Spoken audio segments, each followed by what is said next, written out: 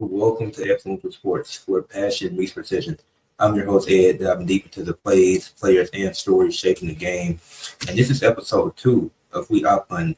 And in this one, another fantasy booking. If you don't know what the Opp Hunting series is, I did an episode about BFAB and how I built her up to win the women's U.S. title. And I'm going to do this for all companies, well, not all companies, but at least the ones that I watch. So WWE, TNA, AEW. And shout out to Jaquel because she was the one that gave me this idea of making this a series. So episode 2, I'm a fantasy book how AEW should introduce the women's tag team titles. Now, this likely isn't to take place anytime soon, but I mean it could, but at least not the way that I thought it out. So in my mind, I would have 6 teams that compete against each other in different styles of tag team matches over a course of from September all the way, from September and October. So basically 2 months of building this up and the payoff would be at Wrestle Dream on October 18th. And there's even a pay-per-view in between that, which is what's the pay all out. So it's gonna be over the course of 2 pay-per-views. So they need to take place throughout Dynamite and Collision. And the concept, all 16 compete against each other. Every team faces each other once, and the team with the most wins after the tournament will face off against each other. So I'm gonna get the standards pulled up for because some teams that might have the same record, it's gonna be a tiebreaker rule that implements into that. But to get started, on September 3rd, Dynamite, which is next week. So that's why I said it's likely not to take place this soon. But it could be happening before the year ends. But next week probably not. Y'all will be seeing this on Friday on the 29th. But how I would do it, September 3rd, Dynamite. Tony Khan starts the show, makes an announcement about the women's tag team titles. Then in a segment, even during that same time, you could have Willow and Chris Statlander settle their differences and be on the same side and enter the tournament as the 4th team. And as the 5th team, because the 4 other teams will already be decided, Megan May, Penelope Ford, Ty Mello, Anna Jay, Deanna Barrazo, Ty Valkyrie, Julia Hart, and Scott Blue. So all 4 of these women are already in tag teams with each other, so they automatically qualified as the team. And then Willow and Chris, they're just so down that they're gonna shoot their shot anyway. So they're gonna set up their differences into the tag team tournament, and they've been building this up for weeks. So it's either going to end with Chris going to Death Riders or them becoming a tag team. And I think it'd be smart to become a tag team and then let that ride out for a little bit before doing another one-on-one feud, because they're always going to be tied together in some way. But I don't think they need to have a one-on-one at this moment. Then September 6th, Collision. I would have one qualifying match to determine the last team in the tournament. I would have Farley Cameron and Queen Abinata with the chemistry that I've been building on TV over the last few weeks. Have them team up and defeat MIT, which is Athena and Billy Starks. If Billy Starks is likely the one that's going to dethrone Athena after she hits 1,000 days, which she is very close to as Ring of Honor Women's Champ. So that'd be a good way to build their feud by having Billy Starks take the pin and Athena putting the blame on her for them losing the match and her not being able to get a second shot and become a double champion. So then Harley and Queen Abinata will qualify for the tournament. In September 10th, Dynamite Triangle Madness, which is Julia Hart, Scott Blue, and Tekla. I think Tekla's going to be the solo star out of the group, and Julia Hart and Scott Blue already have history of the tag team, which is why I kept them together. But what they're going to do is they're going to jump Megan Bain, soften her up for their match that they have on that Collision that following week. And then with the other 4 teams, I would just have them do a promo battle in the ring, probably around 10 minutes. Don't got to be super long, but to build up and hype for the tournament. And each team let them know their purpose, let the fans know why they want to be the first ever women's tag team champions and how much they can help AEW. Then September 13th, Collision is when the tournament would officially start. The Tekla with Chris as a referee with a mask on. Now I don't know. This might be a little complex, but essentially I would have Tekla dressed as a referee, put on a mask, kind of like the one that Harley Cameron had when she was doing that gimmick a few months ago. And then it don't got to be similar, but it could be something like that. And then the Triangle of Madness would defeat Megan Bain and Penelope Ford, upsetting them in the first match. And then that'll lead to something that'll happen next week. And then it'll be revealed after the match that it was Tekla the whole time, but nothing can be done about it. Bella Strong is official. and it can't be any rematch unless it's a tiebreaker that will result in that. But even with the tiebreakers, it's not going to come down to that. Then on that same collision, I would have Willow and then that tackle match is just a normal tag team match, but it's a special guest referee. So, and then in the next match on that same collision, I would do Willow and Chris Statlander had on defeat Ty Mello and Anna Jay in a 30-minute Iron Woman tag match. I don't know how many Iron Man or Iron Woman tag matches have happened in wrestling history in general, but I think it'll be cool to implement this into a tournament and not just, and then it protects all for winning the match to start the tournament with them getting multiple pins over each other. Willow and Chris can finish with 3 pins, and KJ can finish with just 2, and that's how they win the Iron Woman match. Then on September 17th, Dynamite, Tony Khan, he get into an argument with Tekla in the back about what she did and suspends her for the remainder of the rest of the tournament. So now she can't be a factor. She can't help Triangle of Madness at all. Yeah, in that same show, I will have Harley Cameron and Queen Aminata defeat the Vendetta, which is Deonna Purrazzo and Ty Valkyrie, who already don't have much momentum. So them losing their first match would make sense. And I'll have a tag team submission match. So the first wrestlers to get a submission on their opponent that will win that match. And I have Queen Aminata tap out Ty Valkyrie. And September 18th, Collision, since they have All Out that Saturday, they'll probably do Collision that following Thursday. And I won't have a match here, but Tony Khan will make an announcement saying all 16s will compete at All Out on the pre-show. And then after he makes that announcement, a backstage brawl breaks out. But the entire pre-show is filled with these tournament matches. The reason why it's not on the main show is because the payoff is going to be the October pay-per-view Wrestle Dream. It's going to be a payoff for them being able to start the show, to start the main show and win the titles there. So I think having the tournament matches even on pay-per-view is good, but these going to be on the main show because it's like the wins are going to be important, but I think it's going to be other important matches and at that time, and it's going to be other championships on the line, so you don't want to put too much on the main card. Like even, I think it was only 9 matches on this at the Forbidden Door card on the main card. Obviously, it was for the pre-show, but you're obligated to watch the pre-show. But on the main show, it was just 9 matches, which is slower than what they're usually doing. So then at All Out during the pre-show, I would have Willow and Chris Statlander defeat Harley Cameron and Queen Aminata in a tag team elimination match. So another way for multiple people to get pins. I would have Chris Statlander pin Harley Cameron in the end, and then Chris Statlander be the last one standing. Megan Bayne and Penelope Ford, they can beat the Vendetta, which is, like I said, Ty Valkyrie and Deonna Purrazzo in a finisher match. Shout out to Reg. He had this idea on 2K, so I think it'd be cool if really any wrestling company implemented this to a tag team match. The first tag team to hit their finisher, and it has to specifically be a tag team finisher that they hit to win the match. I think that'd be cool. And TJ could defeat the Triangle of Madness in a normal tag team match. With Tekla not being there, they're going to struggle. So I think it'll make sense for TJ to get the win. And there's already a little bit of history established there. Then September 24th on Dynamite, the Vendetta, I had them get their first win, defeating Willow and Chris Statlander in a chairs match. Pretty basic, but I think it could be a decent match, and then it'll be an upset for sure because Willow and Chris be undefeated going into it. The Vendetta will be winless. So this is the one chance that they have to stay alive in this tournament. This is their one hope.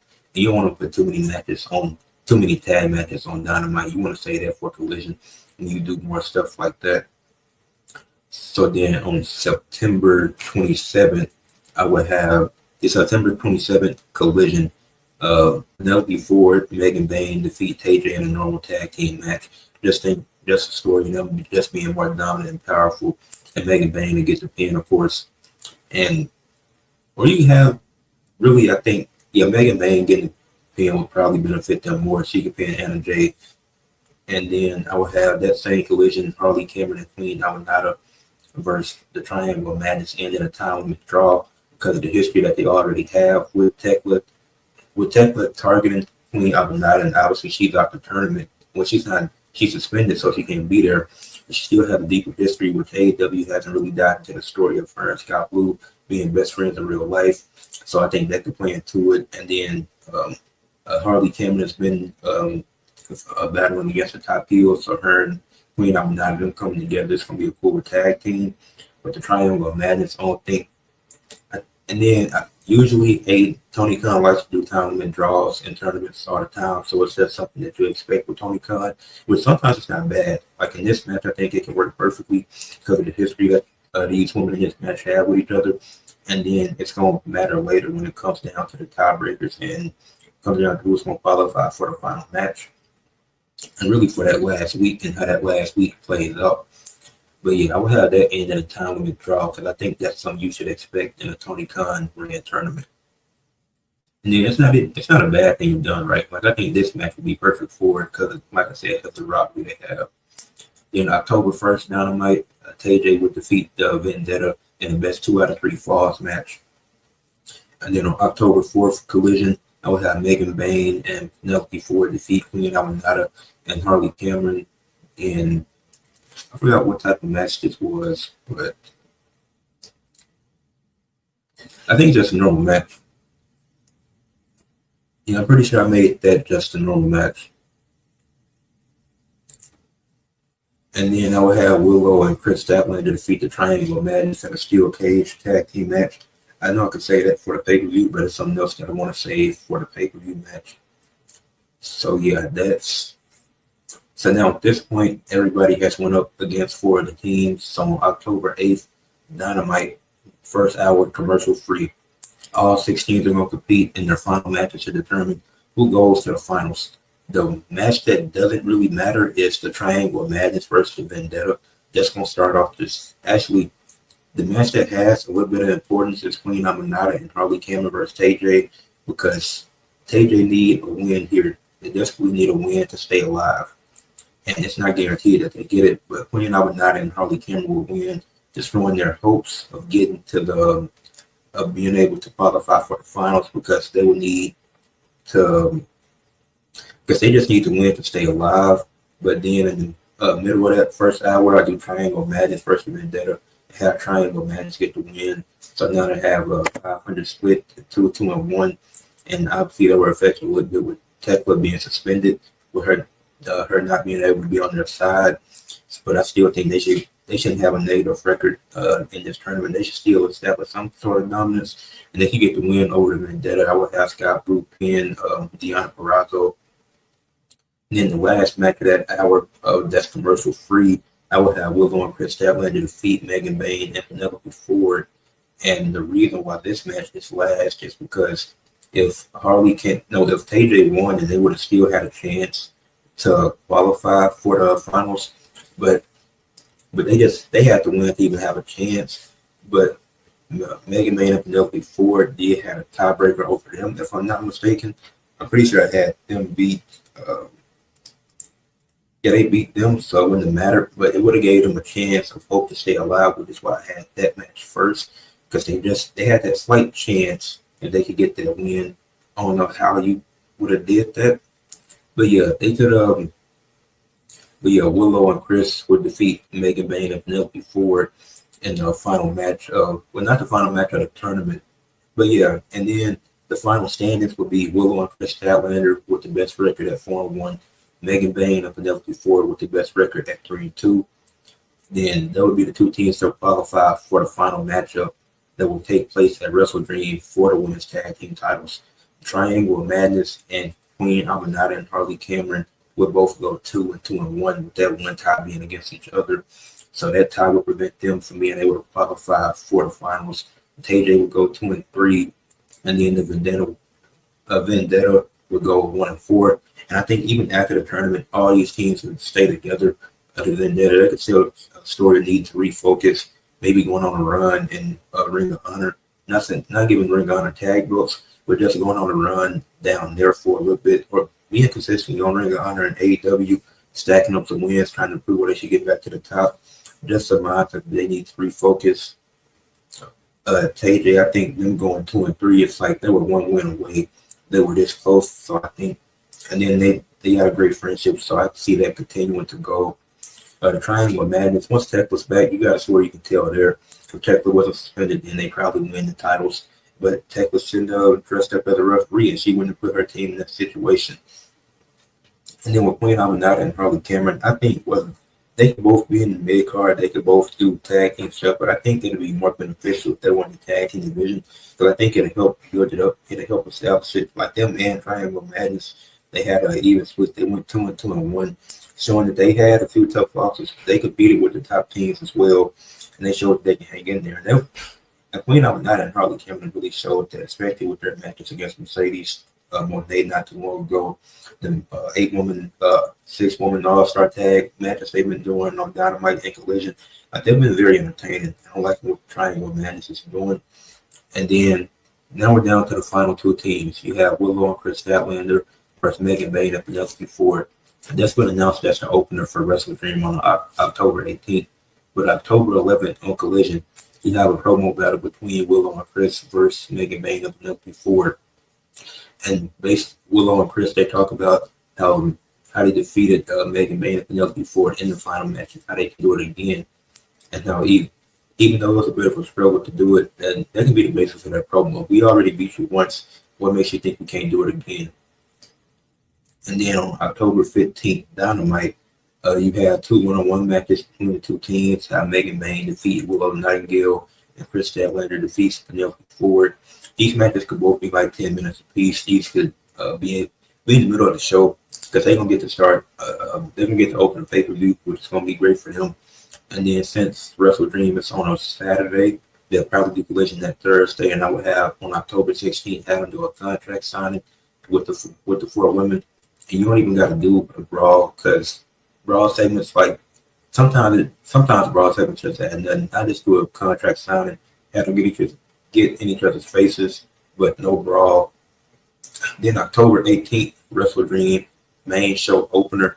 I would have Megan Bayne and Penelope Ford get their revenge and defeat Chris Statlander and Willow Nightingale in a Falls Count Anywhere match to become the first ever women's tag team champions. And I would have Penelope Ford get the pin here and all their other matches that they and they're 3-2. When they went 3-2 in the tournament, and Megan Bayne got all the pins in those matches. So that's how I book it. And then in the championship match, and she even took the loss. And the way I book it is Megan Bayne gets all the pins in the 3 matches they won, and Penelope Ford takes the 2 pins in the matches they lost. But then this is when Penelope Ford redeems herself. In the parking lot, she pins Chris Statlander and gets revenge from the one-on-one match that they had. And she pins her, like I said, it was Falls Count Anywhere match, pins her in the parking lot area. Then Penelope Ford, Megan Bayne, they walked out of Wrestle Dream as the first ever women's tag team champions. I think what Megan Bayne has done this year has been really impressive. I did think she should have won the AEW Women's Championship, but her being paired with Penelope Ford has been a good pairing.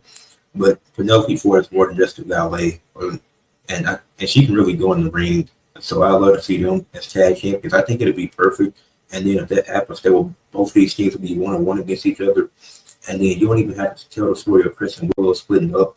You can even have them have one more match against Penelope and Megan because they'll technically 1-on-1. Then you can have that grudge match. And obviously Megan Bayne and Penelope Ford should have a decent run as the first ever tag champions. Or maybe Willow and Chris don't go after them immediately. Maybe it's some friction between them as they're throughout their tag team. And then they're the ones to eventually end their run at the end of it after about 6 or 7 months. Maybe 8, maybe Willow and Chris have months of build up.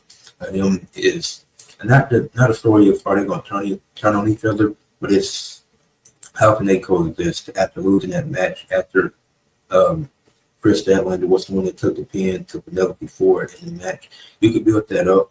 Then I say around because they can have a good reign.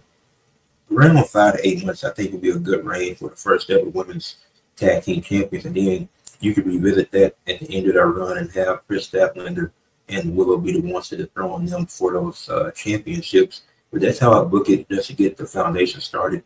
I would start with these 6 teams, have them be in contention on a consistent basis. Obviously, build up more tag teams as you sign more women. Maybe a team that really starts don't split up. Maybe they do. Who knows? Maybe they could even get in this. Maybe they're in. Like them being in the qualified match is cool. Maybe a thing that could be a double champion going after the tag titles. But this is how I would book the win. If AEW is to introduce the women's tag team championship, I think they should soon. But this is how I would book it. from September 3rd to October 18th. Over a month of build, and not just through matches, but through promos as well, through backstage segments, through shenanigans and stuff like that. But let me know what y'all thought of this idea. If AEW is to introduce women's tag team championships, who do you think should be the first women's tag team champions in AEW? Leave a like on the video, subscribe to the channel, comment what y'all thought, and share for others to see.